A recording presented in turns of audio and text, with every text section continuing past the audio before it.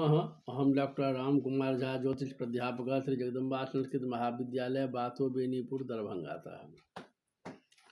जैमिनी सूत्रम शास्त्री प्रतिष्ठा तृतीय खंड विषय आयुर्वेदाध्याय। पूर्व कक्षा में भी आयुर्वेदाध्याय में पढ़े थे, आज भी पढ़ेंगे। अथ लग्न सप्तम गे चंद्रे मंद चंद्राभ्याम मायुर्ग्राह्य मिक्तुक्तम तत्र विशेष माह। लग्न सप्तम में स्थित चंद्रमा और शनि के द्वारा ग्राह्य आयु का विशेष महत्व दिया गया है। तो शनौ योग हेतु कक्षा ह्रास।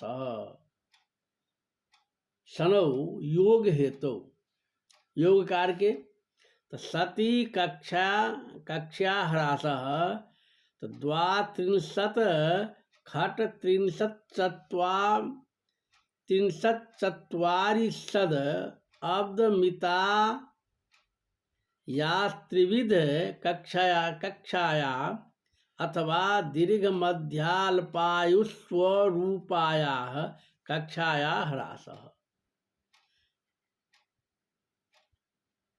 अर्थात दीर्घमायु प्राप्तम चेन मध्यमम चेत अल्पम चेत ततोपि हीनमायुर्भवति। अर्थात उपरोक्त त्रिविध आयुर्दा विचारों से यदि शनि योग कारक हो तो कक्षा का ह्रास होता है। अर्थात दीर्घायु प्राप्ति में मध्यायु में अल्पायु में उससे भी हीनायु समझना चाहिए। कोई कक्षा ह्रास प्रसंग में 40, 36, 32 इन तीन खंडों को कक्षा मानकर पूर्व प्रदर्शित युक्त में 40 के स्थान में 36, 36 के स्थान में 32 और 32 के स्थान में शनि जिस राशि में हो उस राशि की दशा के वर्ष का आधा ह्रास होता है।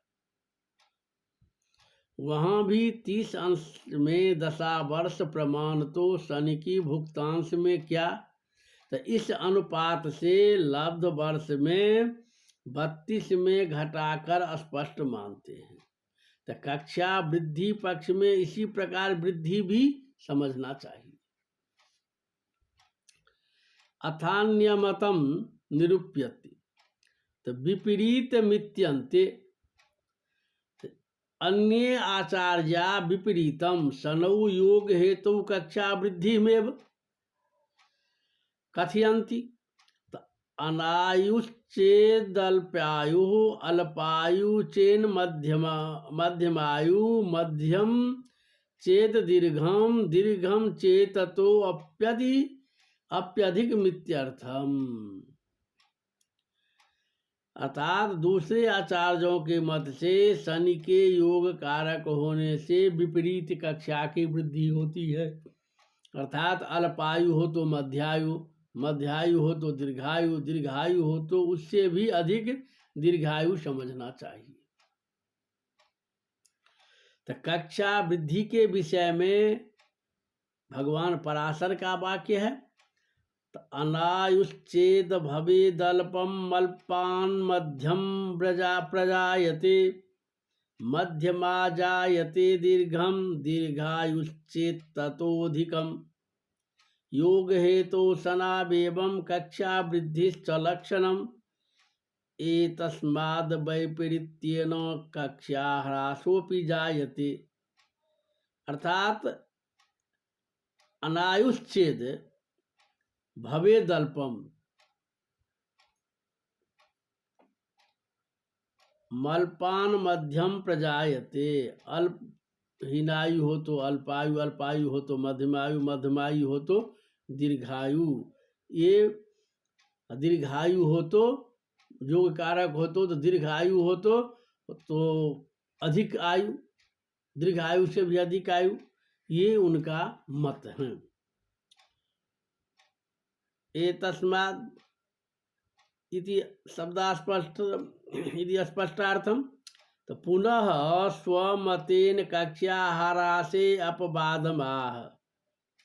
तो न स्वर्क्षतुंगे शौर्य केवल पाप दृग्योगिनी च।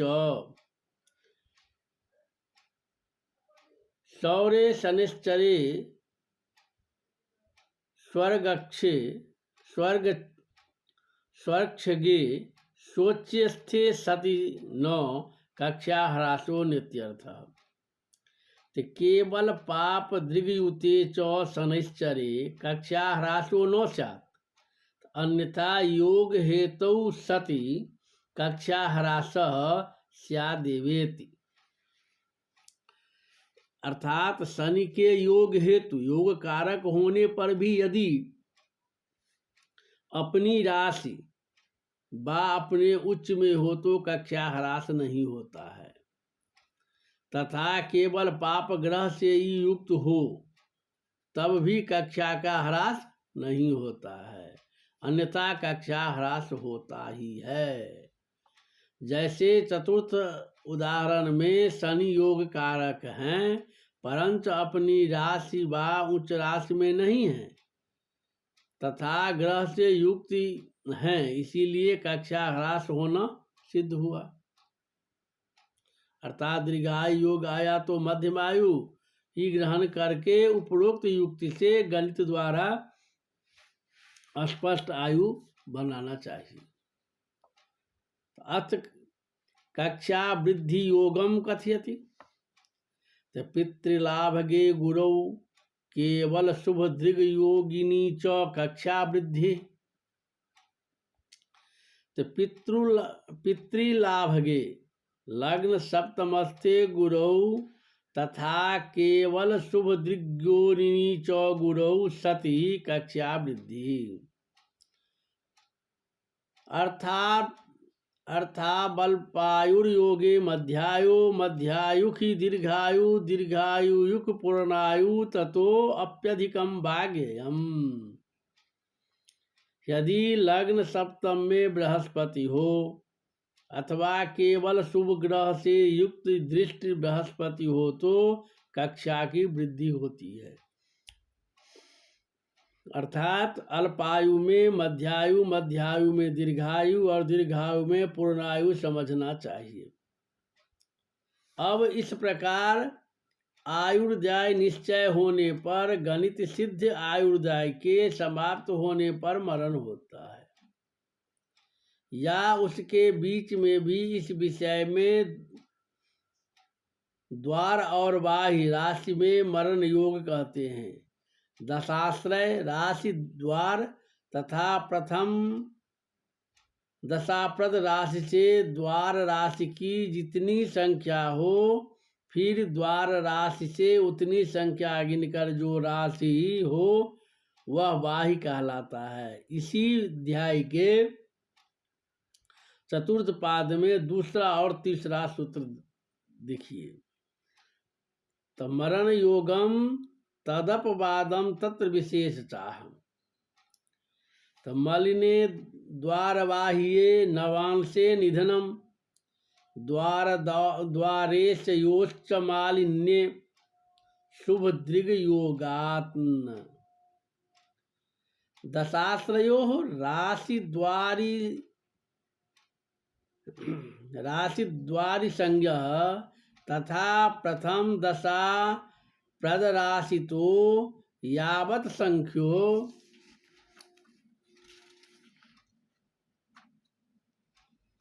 द्वार राशिस्ततो द्वार राशेस्तावत् संख्यको बाह्य संख्यको भवति।